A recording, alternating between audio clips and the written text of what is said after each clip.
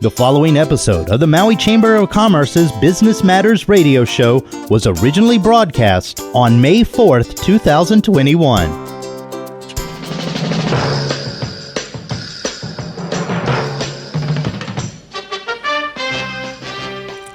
Aloha and welcome, Maui, to Business Matters radio show, brought to you by the Maui Chamber of Commerce and sponsored by Mokulele Airlines and Sherry Reeve Gallery and Gifts.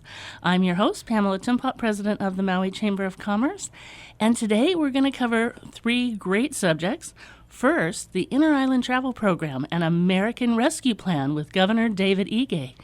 Then we're going to hear from Old Lahaina Luau about navigating through the pandemic. And we're going to learn about Engraving Pro, a Molokai business. So stay tuned. It's going to be a fun morning, as always. But first, I would like to welcome Governor David Ige. He was sworn in as the 8th governor of the state of Hawaii on December 1st, 2014. Governor Ige is focused on improving the lives of Hawaii's people and making the islands a place for future generations to choose to call home. He is increasing affordable housing, reducing homelessness, moving toward the state's 100% renewable energy goal, and remodeling public education to prepare students for the innovation economy of the 21st century. Under his leadership, the state has aggressively moved to ensure financial sustainability and enable future growth.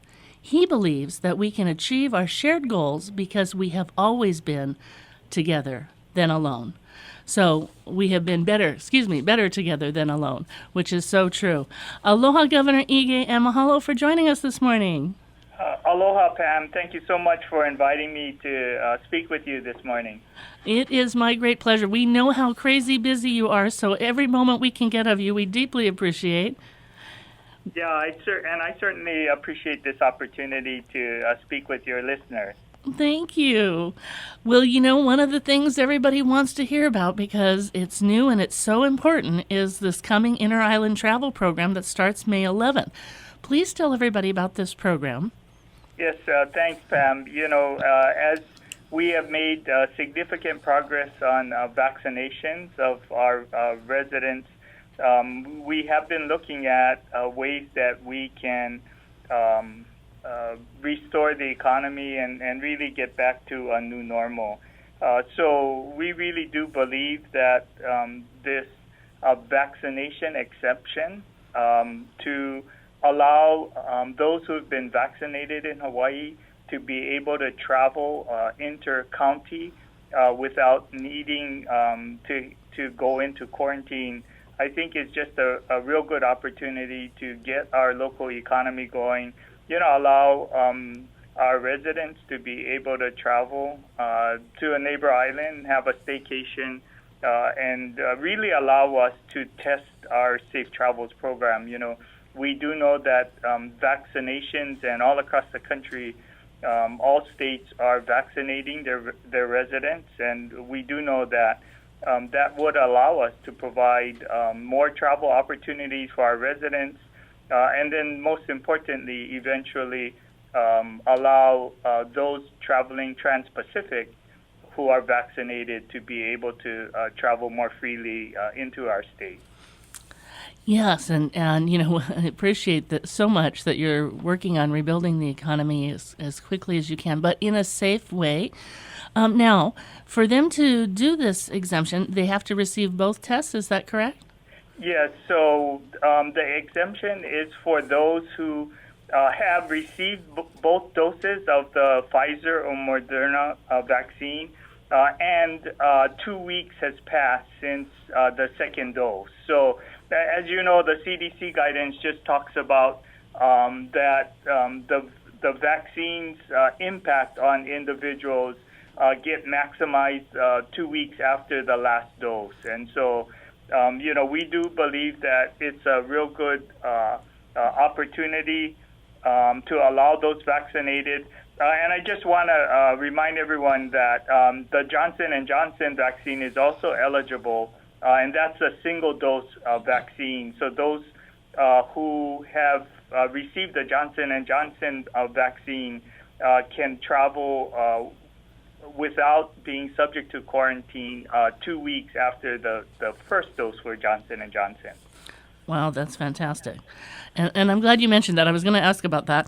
And so what do they have to provide, or how do they go about getting this exemption? Yeah, so as you are aware, Pam, we instituted the Safe Travels program even for inter-county travel. And they will have to, travelers would have to establish their accounts on the Safe Travel program. And then they need to have a photo of or a scan of their vaccination card. And what they would need to be able to do is establish their account in the Safe Travels program, answer the questions regarding the vaccination, the date and location of where they got vaccinated, a couple other details about that, and then upload a PDF or a photo of their vaccination record. And, it will be entered into the Safe Travels program.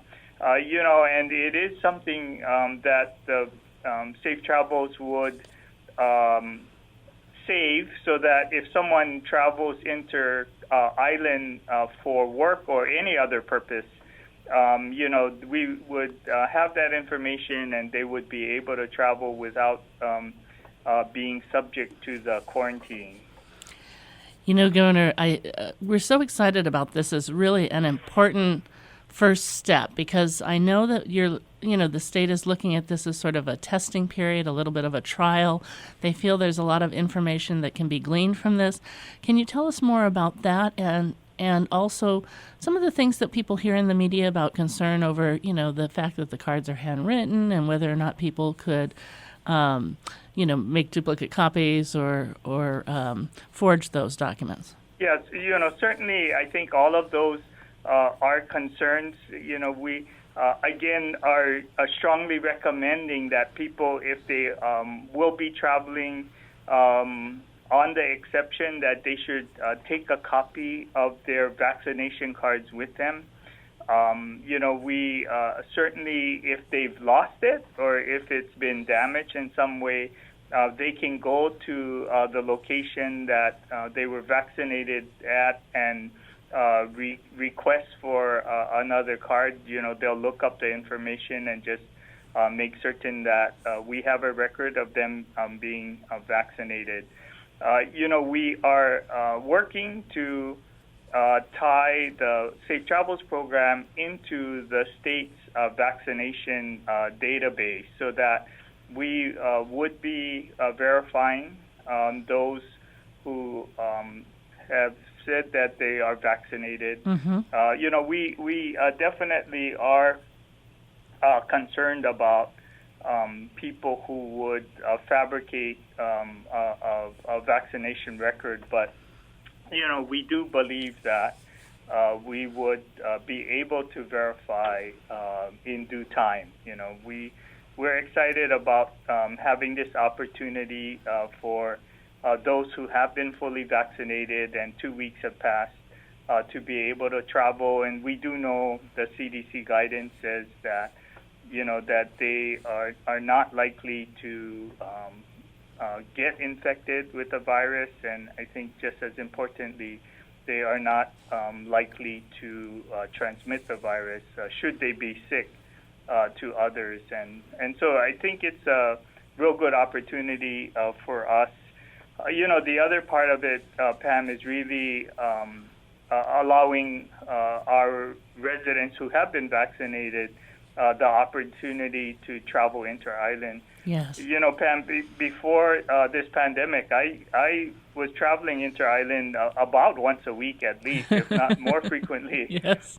And I've not taken any trips since this pandemic started.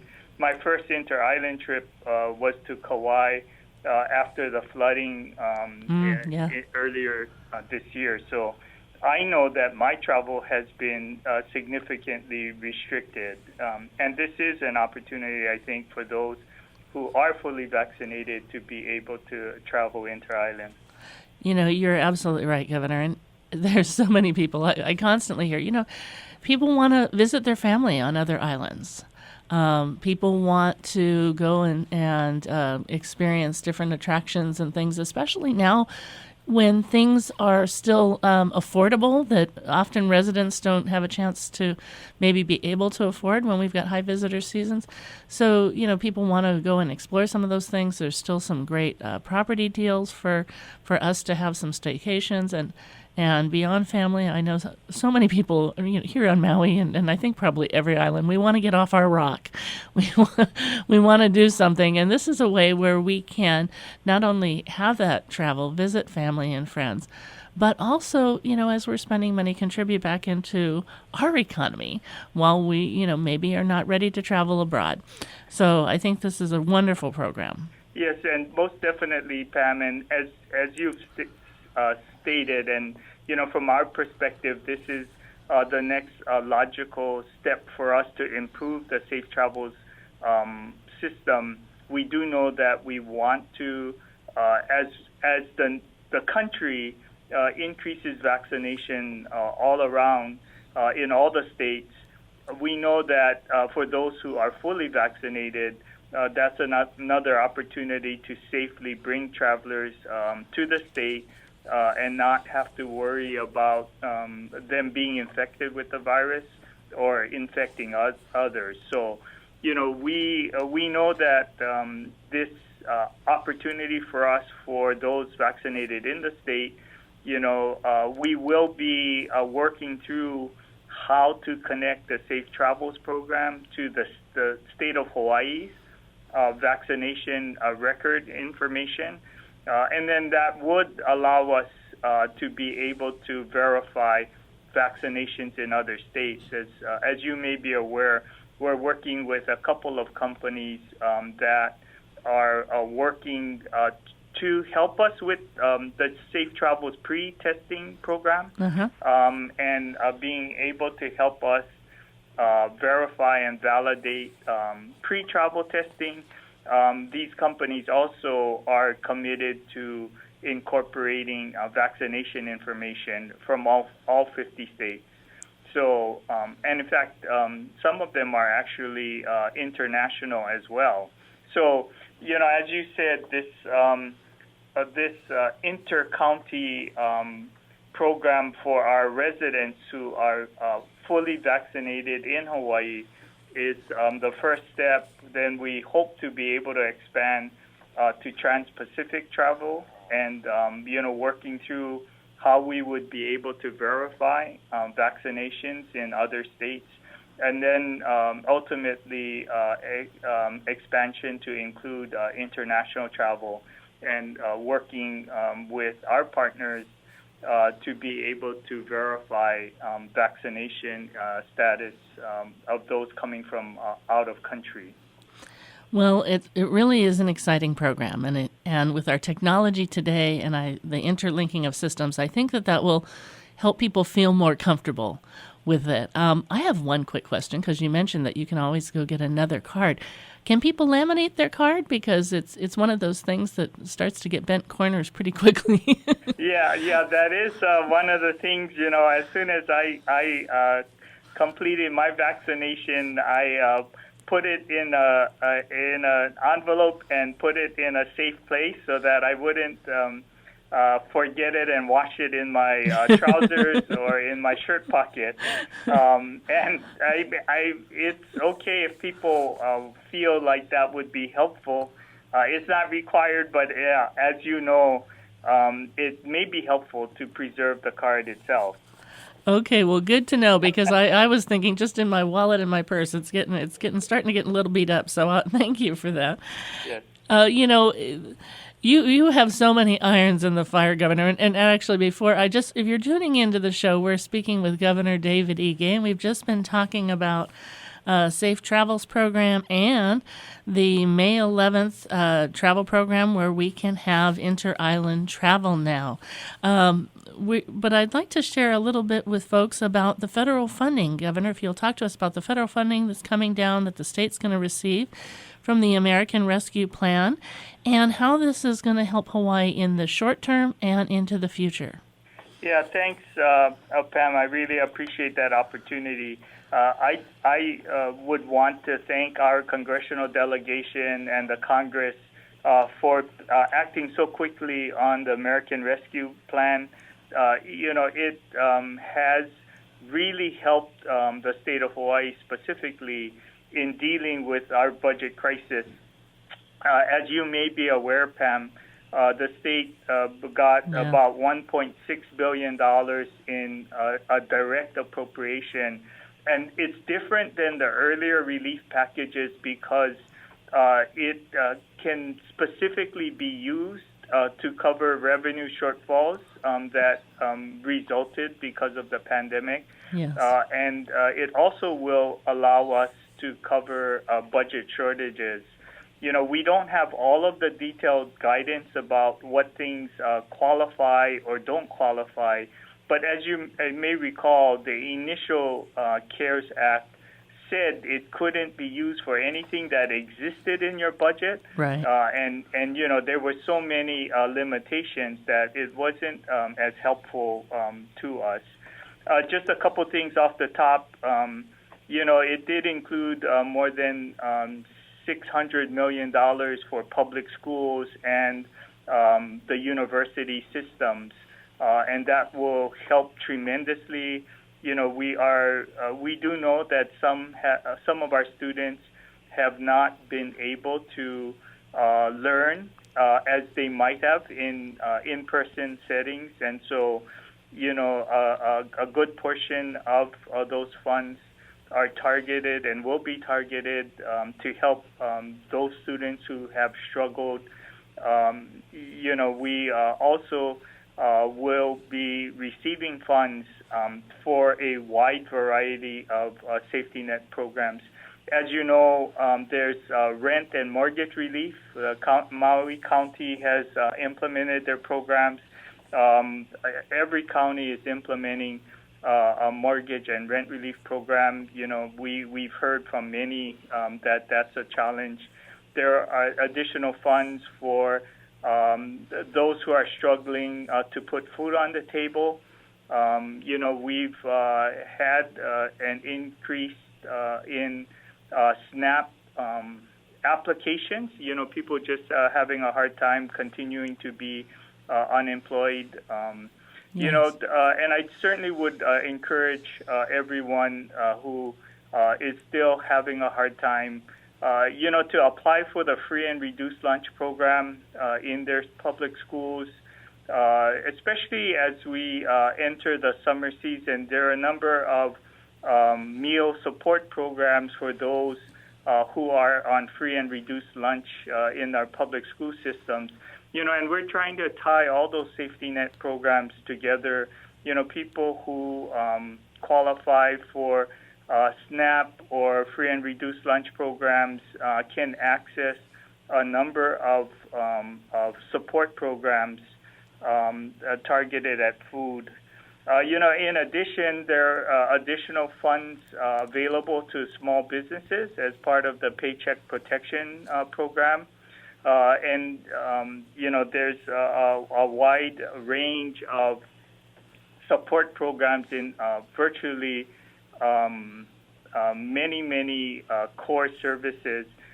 There's additional support for child care, and we are making available grants to child care programs. We know that they've had to work with implementing safety protocols in many instances and having to implement social distancing in their child care classrooms. Yes. So it's just a wide range of support for virtually every program that the federal government supports is included in the American Rescue Plan. We have been really, during this pandemic, amazed. I had started at the Chamber of Commerce in 2006, just before the Great Recession hit, and all of our small businesses, and by national standards, we have a lot of micro businesses here, and particularly in our membership. and there just wasn't any support. And this time around, of course, now in this global pandemic with both health and economic concerns, we are so grateful to the federal government for stepping forward with these relief programs. We too are also seeing huge amounts of commercial rent and mortgage payments delayed as well. So it's such a, the good news is what a difference March 2020 makes and spring this year made, but we still have a lot of back-owed money, and it's going to be a challenge as we start to continue to reopen and bring back employees and other expenses move forward. Yeah, and I do know, Pam, and I know that we've talked a lot about it.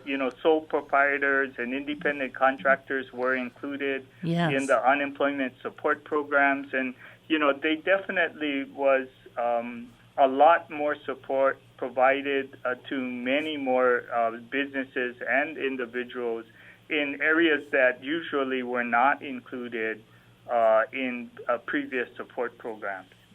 Yeah, this has really been a tremendous relief effort. Wow. Well, Governor Ige, I want to thank you so much. Time sure goes by fast on this radio show. It seems faster than normal, but I know it's not. The clock seems to be working the same. But I really want to thank you for being our guest today and providing us with valuable information on the May 11th Inter-Island reopening. For those who are vaccinated, you do need to remember that it needs to be 2 weeks after your second dose, and for sharing about the American Rescue Plan and how that will benefit our state. We'd love to have you back again for an update in the near future. I would love that, Pam, and I thank you so much for giving me this opportunity. Oh, it's our pleasure. It's our pleasure. Thank you so much, Governor Ige. You have a beautiful Maui day. You too. Aloha. Aloha. Mokulele Airlines operates the largest commuter airline hub in the country, right here in Kahului. Fly Mokulele from Kahului to Molokai, Lanai, Hana, Waimea, Kona, and now Hilo. Mokulele also operates the only flights between Kapalua and Honolulu. There is never a middle seat on Mokulele, and every seat has a window and aisle. Visit mokuleleairlines.com and take your next flight from the newly renovated Mokulele Terminal.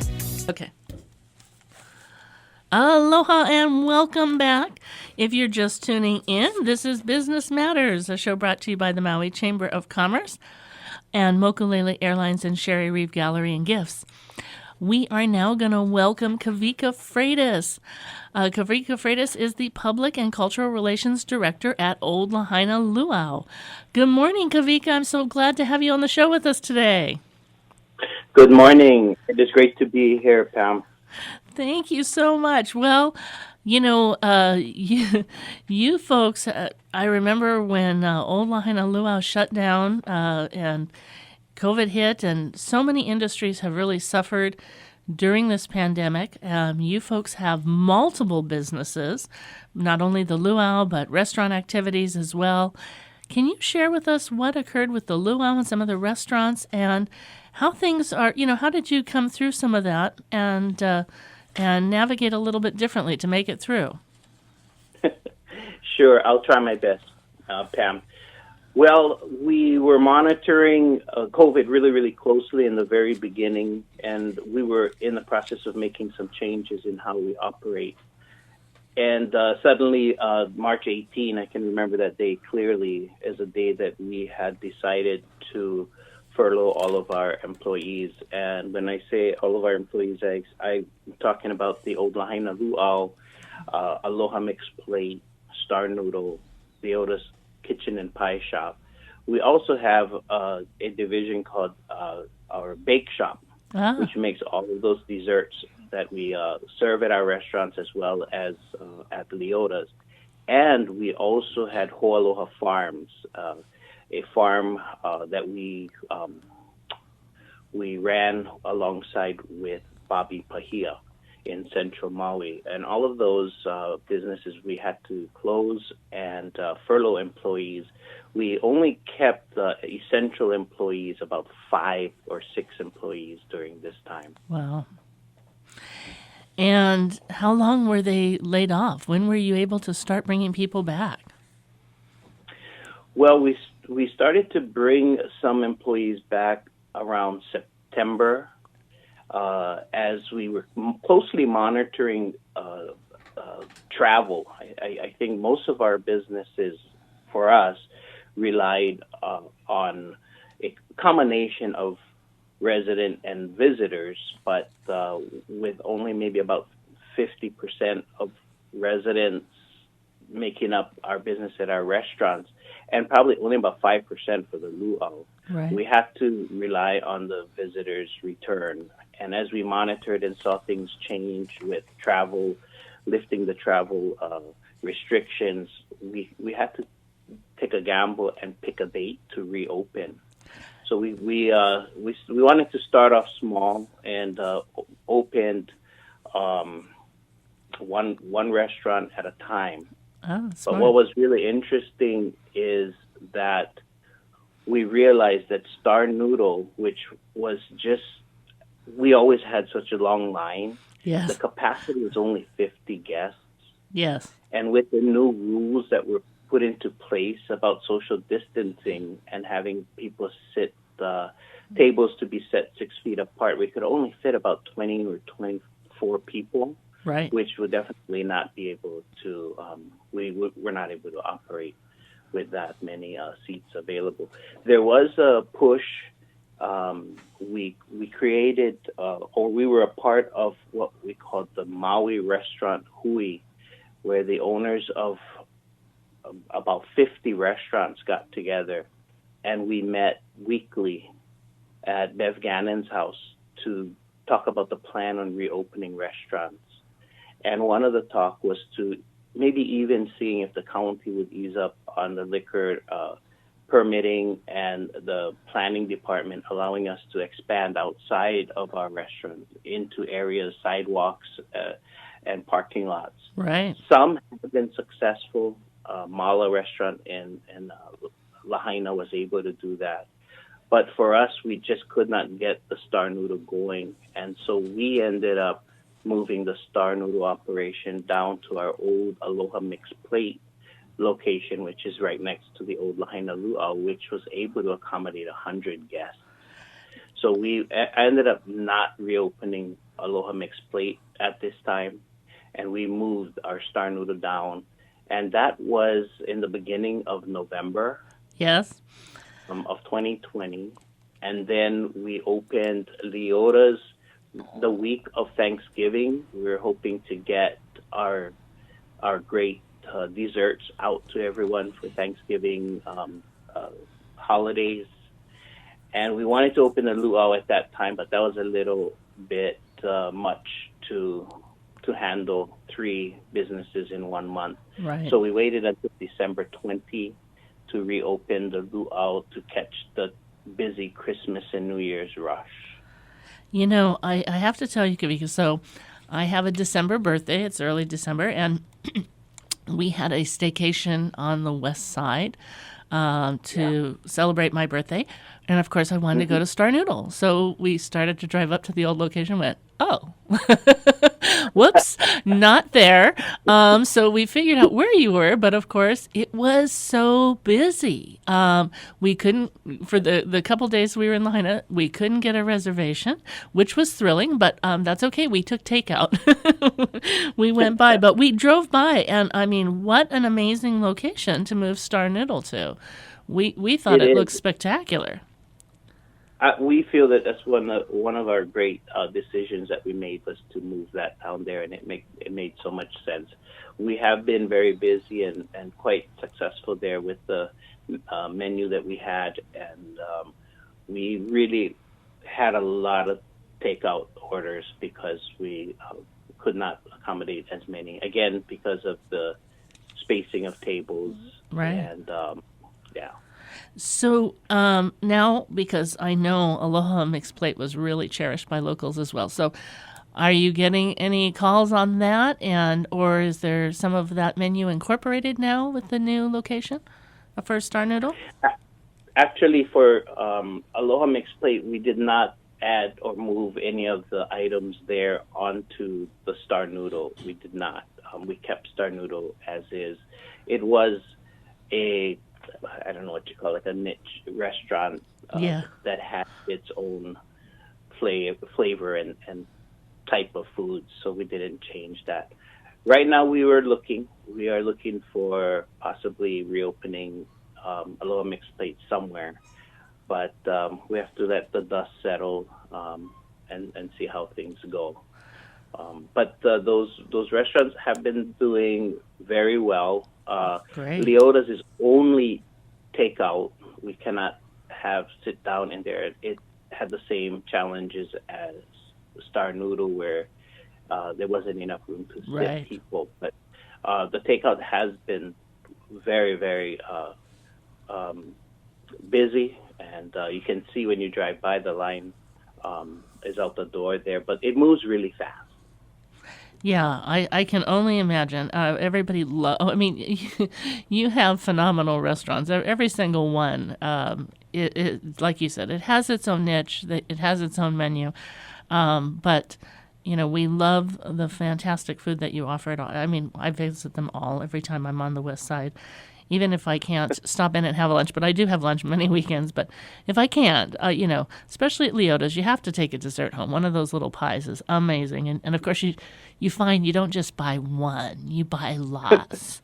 And if you're going to visit family, just box them up, So it's always such a treasure. So tell us how the Luau did bouncing back with the reopening in Christmas, just before Christmas. Well, the Luau took the biggest change of all of our restaurants and businesses. One of the big challenges we had was that the mayor and the governor did not feel that buffet was going to be allowed. And that was basically how we ran the Luau and most luau's on island. So we had to revamp that whole portion and pretty much turned into a plated service. We've tried to create it in a way that we have the meal is a big part of it, and we have 5 courses now. And we break it up into, appetizers. We have a Hawaiian section and a main section and then a dessert. We had to take away some of the fun parts about the luau, which was we had a fun interaction stations set up where you would learn certain things, and the person doing the poi pounding and ulu maika and hula lessons, and our vendors are tiki carvers, and even everyone likes to see the pig coming out of the imu. Anything that would have caused a large crowd, we had to eliminate. So we have to think fast. What is it? We're here to try to educate our visitors in our Hawaiian culture, and how can we do it when they can't come out there and look at our different stations? So one of the things we did was we brought the presentation on stage, and Mike, the presenter, we picked 2 or 3 of them that was really visited often, and we thought held great cultural value. And we thought it was the hula and the ahupua and the poi pounding station was the ones that we put on stage. So they have, everyone has to kind of listen to it because it's on the main stage. That has worked out really, really well. But besides the changing from buffet to food service, our staff had to be trained how to do food service this style, and that wasn't that easy. We started off with just 1 large luau plate, and you load up your plate to now having almost 10 plates per person. Wow. We have a lot of plates. Those are some of the changes. And then also our luau used to have large tables that accommodated 8, and we would have guests sit together, so that the seats were filled to the limit. Now we cannot do that. People have to be in their own party, their own household seating together. So it caused us to have to purchase smaller tables, 2 tops, 4 tops, a bunch of those. And instead of trying to find one that matched what we needed, we brought back some of our maintenance staff, and they built 80 tables. Different tables. Different sizes. To fit the aesthetics of the luau, and was able to then hire them back, and Right. slowly we were bringing guests back. But the Luau went from 460 capacity down to, we are now at about 330 or 340. Some people were saying that, we're supposed to be 50%, but during COVID, I had organized a small group of luau operators on the island. So all of our competitors, we all got together and we decided to sit down and come as a united group Yes. and put together a game plan to how we're going to reopen and share it with the mayor's office. And we got their blessings. And at the time, 100 was the maximum Right. allowed, but we were able to convince them that we're outdoors and everybody's properties are different. And if we could safely space tables 6 feet apart, our limit should be based on that. So we had to share our floor plan, our entire safety protocol, Right. and we were able to get the exception for what we called it. And some people are mad because they say, luau's can, but families can't have, their own baby party, wedding reception, So we understood that there was just a blanket term called large gatherings. Well, we said we're a large gathering, but we're a commercial gathering because we fall under a lot of different government regulations that we must follow. And at any time, if we don't comply, they can shut us down. Whereas, a family backyard, nobody's really checking to see if people are sanitizing, wiping down the bathrooms, wiping down tables. People are wearing masks. But those are the things that we have to comply with. Right. And I'm so glad you brought up that point, because that's exactly what was happening as we were trying to reopen and get businesses reopened. Industries were coming forward and sharing with government, let us show you how we can do it safely. We understand the goal that you're trying to achieve, and we all shared that goal. I mean, nobody wanted to be a business that was, flagged for spreading COVID or not having the appropriate safety measures and protocols in place. So it was industries coming together to say, let us show you how we can look at this and do this differently, so that we can survive. Because, as you pointed out earlier, as we were discussing, at certain levels of customers coming through, it doesn't pay the bills. It just doesn't. The financial equation doesn't work. Were you folks one of the? I don't know how many of if you own your property areas or if you rent, but so many of the restaurants and many other businesses have seen large commercial, whether they own commercial mortgage payments that have been tough to pay and backed up, and commercial rents. How has that been for you folks? You know what is funny is the one restaurant we couldn't open is the only one we own, which is Star Noodle, the one at the Kupuohi Street, because it has our certified kitchen there and our bake shop. The others, we still have landlords, and during this entire time, not including the farm, all of our businesses paid rent, except one business had a 2-month relief, but we had to keep paying ours. Well, I think then you folks have been doing an amazing job in planning. We talked to businesses about having 6 months of expenses is a good margin. Of course, now with COVID times, we would, you'd say it would be great to have a year of reserves. But it sounds like you had some reserves that you could draw from during this really challenging time. We were lucky to have some. Unfortunately, we weren't able to apply to a lot of the PP, some of the PPs that was out there, because our size of our company was too big. So at 400, a lot of them only was up to 150 employees that you could apply.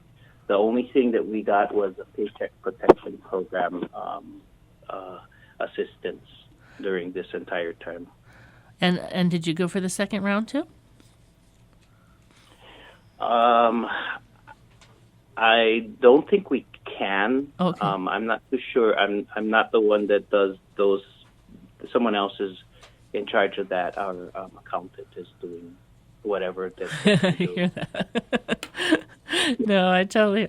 Well, Kawika, I have loved having you on the show. Thank you so much for sharing with us. It is a tremendous story to hear, when you have so many different businesses and, everybody loves every single one of your businesses. They do, as you say, have great local support. But as we've said, it's so tough when, especially even locals weren't able to come out and had some concerns as things were reopening.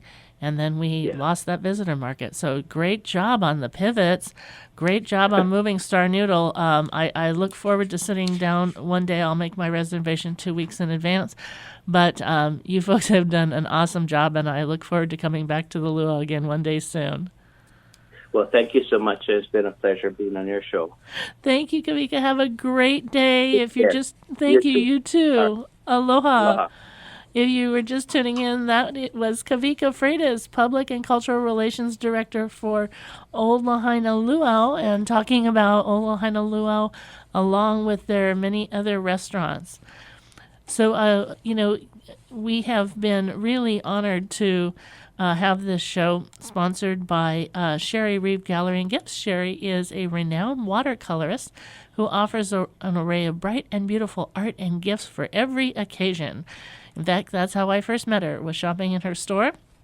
She and her team do an awesome job, and you can visit her in her gallery in historic Makawao Town. It is now my other pleasure to share with you a company from Molokai, Engraving Pro. I am pleased to welcome from the Friendly Isle, Adam Haspiel. He is the manager of Engraving Pro, LLC. Aloha, and welcome to the show, Adam.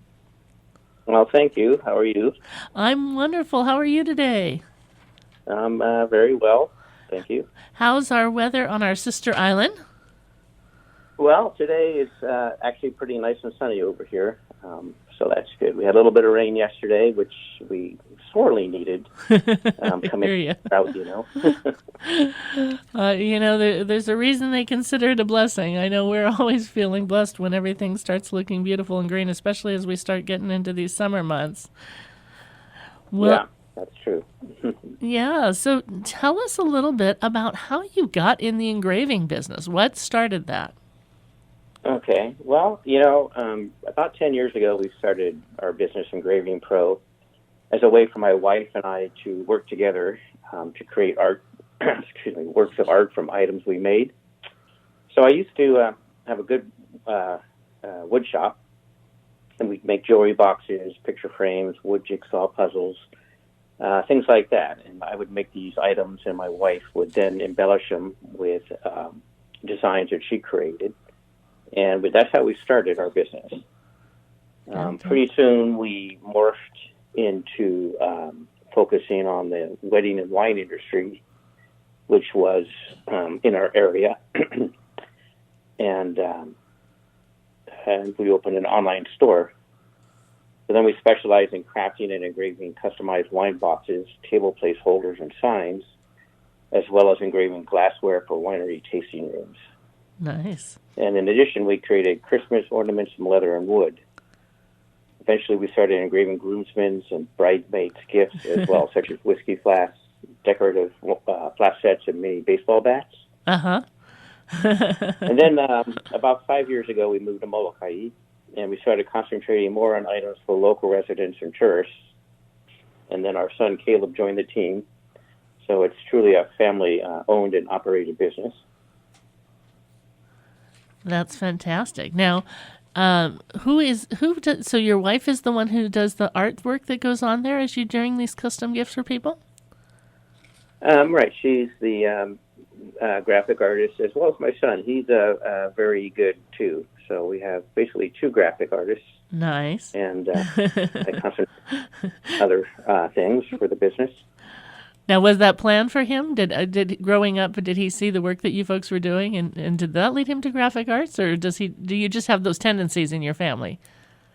Well, partly we have those tendencies in our family, but even in when he was younger in high school, we were busy doing wine glasses and such for the wineries, and he would step up and engrave those, and then he started wanting to do some of the design work as well, and away he went. So it was a good fit.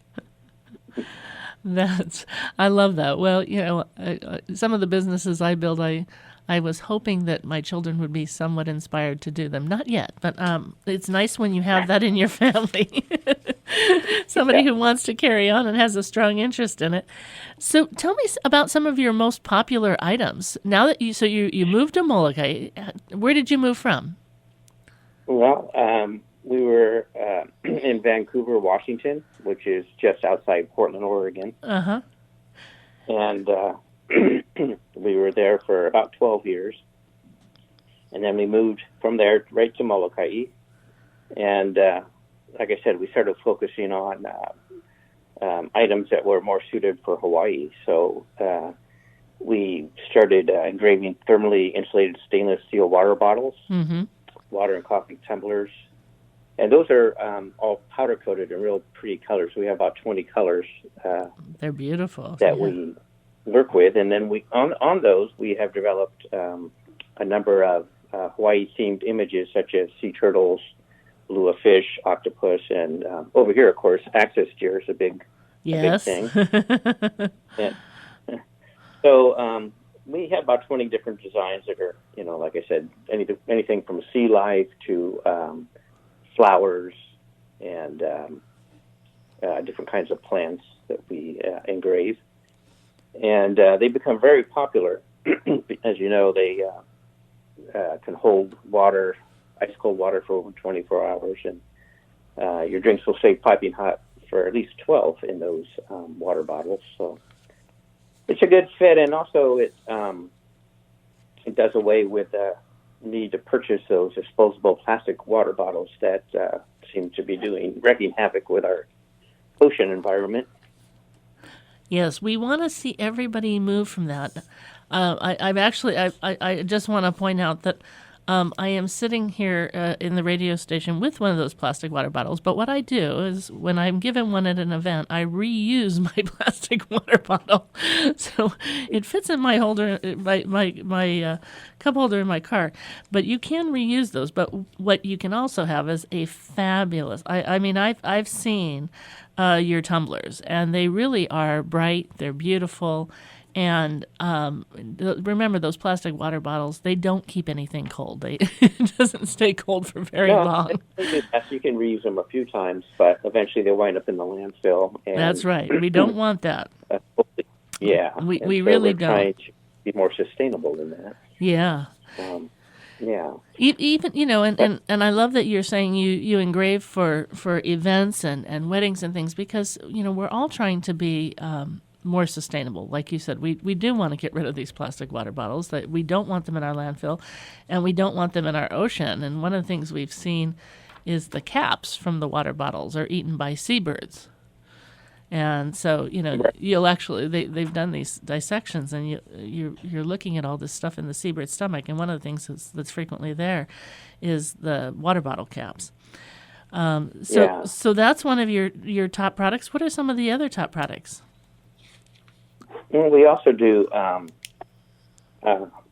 items such as keychains, bottle openers. These are usually have a leatherette type of covering, so they engrave really well. Writing journals. Oh, nice. Wood items like cribbage boards and jewelry boxes still. And although we've kind of cut back on the jewelry boxes, I don't have the wood shop capacity that I had before, and it's harder to get supplies, of course, on the islands over here. So we focus on some different things. How has that been for you during the pandemic? To get the supplies in for engraving? Go ahead. Oh, I'm sorry. I mean, we've seen here in Maui Island and across the state as well. But I mean, we've heard so many stories about supply chain issues.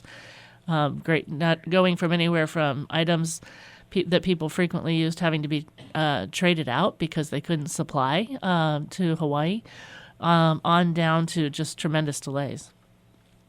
Yeah. Well, getting items here, I have to account now for if I'm bringing it in via the ocean. I accounting more for another month or month and a half delay even. So I have to order ahead of time to recognize that. But the pandemic has also really hurt our business. I'm sure as it has a lot of people's. But we were fortunate. We were able to just lay low for a little while, and things are picking up again. And we are engraving, and our some of the places that in fact, almost every place that we have our items on Molokai is open again and doing business now. So things are picking up. I think we're still a ways away from being back to where we were, but it's looking better all the time for us. Good. And so tell us about your online business and how people can find you there. Sure. Let me just touch on one thing Sure. as far as before we go to that part. But one thing that we do really stress is that we do customization work for both large corporations, small businesses, and even, just personal people when they want to buy a gift for their mother. For instance, Mother's Day is coming up. So we can personalize any of our items with a name or a logo on it for them. And it works out really well. So they have a special gift that comes from their, heart from one of their siblings or family or children. friend. Yeah.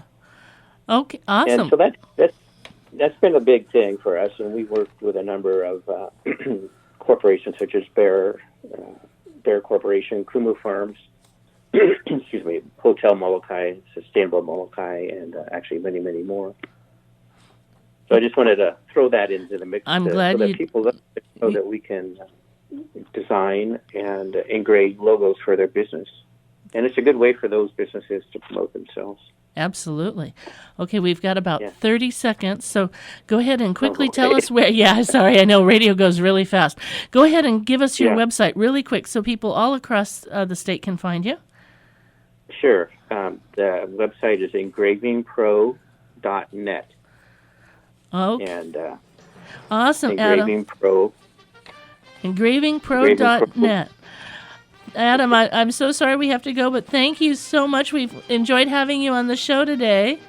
Unfortunately, you're welcome. Thank you. Unfortunately, that's all the time we have. We could go on. I wish the show was a whole day long. This show is sponsored by Mokulele Airlines and Sherry Reeve Gallery and Gifts. For Business Matters, brought to you by the Chamber of Commerce, I'm Pamela Timpop, President of the Maui Chamber of Commerce, wishing you blessings and aloha for a beautiful Maui day. Ahui ho.